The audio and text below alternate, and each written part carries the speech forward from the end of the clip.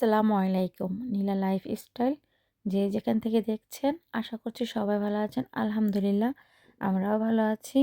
আমি নীলা ইতালি থেকে বলছি। ইতালি ছোট্ট একটি শহর ট্রেন্তো, তার পাশে একটি ছোট্ট গ্রাম।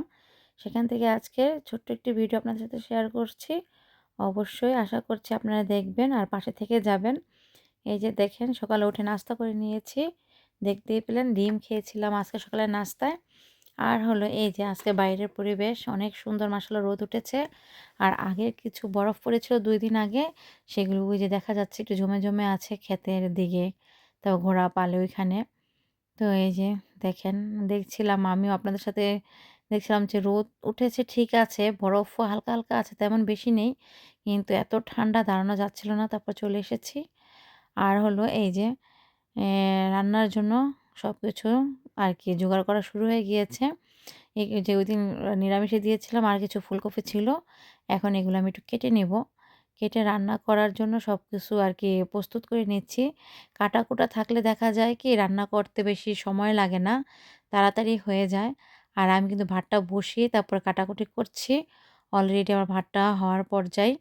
আর এই যে আমি সবকিছু কেটে বেছে নেই এই কারণে, কারণ সহজ হয়। বারবার রান্না বসে কাটাকুটি করলে একটু কঠিন হয়ে যায়। কঠিন বলতে ভেজাল হয়ে যায়। আর একেবারে কি লাগবে না লাগবে সেটা যদি কেটে নেওয়া যায় তাহলে ভালোই হয়। আর এই যে সবসময় মতো পেঁয়াজ কি বলে আলু দিব আজকে তরকারিতে, সেজন্য আলু আর টমেটো কেটে নিয়েছি। আর শীত বলে কথা, শীত এসেছে আর ফুলকপি দিয়ে তরকারি খাবো না সেটা তো আর হয় না। আর ফুলকপির সাথে আ আমার অনেক পছন্দের আরকি। মাছ দিয়ে রান্না করলে শাক বাটা দেই আরকি। শাক বাটাটা সবসময় ব্যবহার করি না। একটু ভেজাল সাধ্যই আরকি। এক্সট্রা করে করতে হয়, আবার বাটতে হয়। আ তো আজকে ভেবেছি যে মাছও ফ্রেশ, আবার শীতের সবজি ফুলকপি আজকে এটার মধ্যে দিয়েই রান্না করব, শাক বাটা দিয়েই। আগে প্রায় আরকি এখন তো সচরাচর বলতে গেলে খুব কমই মানুষ খায় বা খায়ই না ধরতে গেলে। কিন্তু আগে আমরা যখন ছোট ছিলাম আমার মা আরকি শাকবাটা দিয়ে রান্না করতো। আমার মাকে দেখেছি, আবার আমরা খালা আমার আরকি আমরা আমরা আর আমাদের খালার একসাথে থাকতাম আগে। তো আমার খালাকেও দেখতাম। কিন্তু এখন এগুলা খুবই কম মানুষ খায়। তো এই যে মাছটা কিন্তু আমি বড় ইয়ে করে রেখেছিলাম, রাত্রে লবণ দিয়ে রেখেছিলাম ধুয়ে। আর এখন একটু লবণটা দিয়ে রাখার পরে সকাল হয়েছে মতো এই যে এখন ধুয়ে নিলাম। ধুয়ে আবার হলুদ আর লবণ দিয়ে দিলাম। আর ফ্রিজে একদম ঝিরু হয়ে রয়েছে, দেখতেই পেলেন। পানি ছেড়ে দিয়েছে, কিভাবে হলো, কি জন্য হলো কিছুই বুঝলাম না। তো এখন আর কি করব, ওইটার মধ্যে টিস্যু দিয়ে রেখেছিলাম। আর হিটার পাওয়ারটা আরকি বাড়িয়ে দিয়েছি। আর এই যে এখানে আমি শাক বাটার জন্য যা, যা নিচ্ছি দিয়ে দিলাম হলো চাল, তারপরে হচ্ছে অর্ধেক তেজপাতা, আর দিয়ে দিলাম পেঁয়াজ কিছু, আর ৩-৪ কোয়া রসুন, আর একটা কাঁচামরিচ, যেহেতু আ ইসেই দিব না, মরিচ ফাঁকি দিব না, সেজন্য একটা কাঁচামরিচ আমি দিয়েছি। আর এই যে দিয়ে দিলাম জিরা, দিয়ে ভেজে করে নামিয়ে নিয়েছি। এখন এই যে আমি সেই একই কড়াইয়ের মধ্যে তেলটা দিয়ে দিলাম। তেলটা দেখেন গরম হয়ে গিয়েছে। গরম হওয়ার সাথে, সাথে কালারটাও চেঞ্জ হয়ে যায়। তা যাই হোক, এই যে এখন আমি মাছটা দিয়ে দিচ্ছি। মাছটা দিয়ে এই যে সম্পূর্ণ সুন্দরভাবে ভেজে নিব। আ একটু বেশি কড়া করে ভাজলে না তাজা মাছ না একটা শক্ত রড় কেমন জানি হয়ে যায়। আমার ওরকম মাছ আবার ভালো লাগে না খেতে। তারপর কি আর করার, সামুদ্রিক মাছ একটু কেমন জানি লাগে। সেজন্যই আরকি একটু ভেজে নেওয়া। আর এই যে দেখেন পানি ছাড়া আমার ঝোঁক তো আবার অন্য স্টাইলের। পানি ছাড়া ব্লেন্ডার করা অসম্ভব। সেজন্য একটু পানি দিয়ে নিলাম। পানি দিয়ে ব্লেন্ডার করে নিচ্ছি শাকটা। তো একটু পাতলা বেশি হয়ে যাবে। তো সেটা মাথায় রেখে আবার তরকারি যখন কষাবো বা ঝোল দেবো একটু সামান্য পরিমাণে কম দেবো, তাহলেই ঠিক হয়ে যাবে। আর এই যে আমার ব্লেন্ডারটা হয়ে গিয়েছে, আর এত সুন্দর একটা স্মেল ধারণার বাইরে। আমার আর কি এত ভালো লাগছিল ঘ্রাণটা, আর কি অনেকদিন পর তো সেজন্যই হয়তো। তো যাই হোক, এই যে পেঁয়াজটা ভেজে তারপরে একটু পানি দিয়ে আদা রসুন দিয়ে দিয়েছি, লবণ, হলুদ, একটু সামান্য পরিমাণ ধনিয়া ফাঁকি। কারণ এখানে যেহেতু জিরা-টিরা সবকিছু দেওয়া আছে, আর কিছুই আমি এড করব না। ডাইরেক্ট এখানে আলুটা আর ফুলকপিটা দিয়ে দিলাম। আমি ফুলকপির ভাপ দেই না। এমনিতেই রান্না করে আমার কাছে ভালো লাগে ফুলকপির ঘ্রাণটা। আর এই যে সুন্দর করে কষিয়ে নেওয়ার পরে দিয়ে দিলাম গরম পানি। তো দেখেন এই তো এখন ঢেকে আমি সুন্দর করে সিদ্ধ করে নিলাম। আর পাশের চুলায় বসিয়ে দিয়েছি একটা ফ্রাই প্যান। তার মধ্যে দিয়ে দিলাম একটু পেঁয়াজ। এখন হলো ওই যে কালকে রাত্রে আমি এগুলো সিদ্ধ করে রেখেছিলাম। তো আজকে যেহেতু আরকি বেশি ঝামেলা পোহাতে না হয় সেজন্যই। আর এই যেখানে দিয়ে দিচ্ছি মাছের সবজিটা সিদ্ধ হয়ে গিয়েছে আমার। তারপরে দিয়ে দিলাম আজকে ভাজা যে মাছটা ভেজে রেখেছিলাম সেটা। তো এই তো দিয়ে দিলাম। এখন ঢেকে দিয়েছি, তার মধ্যে দিয়ে দিব হলো যেটা ব্লেন্ডার করে রেখেছিলাম। তো এই যে মাছটা দিয়ে দিয়েছি, আর এখানে তো আমি মাছটা ভাজার পাশাপাশি যেটা করে রেখেছিলাম শাকটা ব্লেন্ডার করে রেখেছিলাম সেটা এখন দিয়ে দিলাম।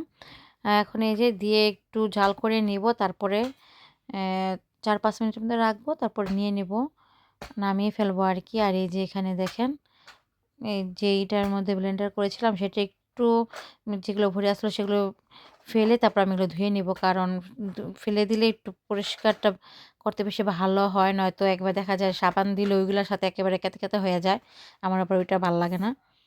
আর অলরেডি কাজ প্রায় শেষ পর্যায়ে হয়ে গিয়েছে। এই যে দেখেন এখন সব মোছামাছির পালা, ঝাড়ু টাড়ু দেওয়ার পালা। আর এই যে এর মধ্যে আব্দুল্লাহ তো আছেই, বারবার যে লবণ ফেলে রাখে, কথা শোনে না আব্দুল্লাহ, অনেক লবণ ফালায় বলতে কি টেবিলে রেখেই খায়, কথা শোনে না, এত লবণ খায় কী জন্য আমার ছেলে এরকম করে আল্লাহই জানে।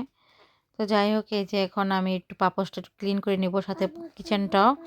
আর সারা বাসা আমার পরিষ্কারই আছে, কালকে যেহেতু ঝাড়ু দিয়ে মুছে নিয়েছি, তো আজকে পুরাই একেবারে ক্লিন পরিষ্কার। আর এই যে মেশিনে কাপড় চোপড় দিয়েছিলাম, এখন হলো এগুলা বের করে নিয়েছি, রোদে দিব। রোদ অনেক সুন্দর রোদ উঠেছে, যেহেতু রোদে কাপড় চোপড় শুকানোই ভালো, সবচেয়ে ভালোই এটা। আর ওই যে ইতালিয়ান বাচ্চারা কি সুন্দর রেস্টুরেন্ট আসছে মা বাবার সাথে খাওয়া দাওয়া করার জন্য, দুপুরের হয়তো, আর খেলা করছিল। আর আব্দুল্লাহ বলছিল আমাকে নিয়ে যাও, আমাকে নিয়ে যাও, আমি ভয় পাচ্ছি। আমি বলছি দেখো বাবুরা খেলা করছে, তুমি আসো দেখবে, শুনছিল না। আর এই যে এখন আব্দুল্লাহকে কাপড় চোপড় নিয়ে গোসল টোসল করিয়ে নিয়েছি, তারপরে আমি এখন আমার বাসার এই যে চাদরটা কিছু চেঞ্জ করার দরকার ছিল, সেটা এখন করে নেব। দেখেন এটাও কভারটাও ভাবছিলাম যে উঠাবো না, কিন্তু ভাবলাম যে না উঠাই ফেলি, কারণ একেবারে নোংরা হয়ে আছে। আর এই যে অবস্থা খুবই খারাপ। এখন এই কাপড়টাও বিছিয়ে তারপর চাদরটা আমি পুরাটাই বিছিয়ে নেব।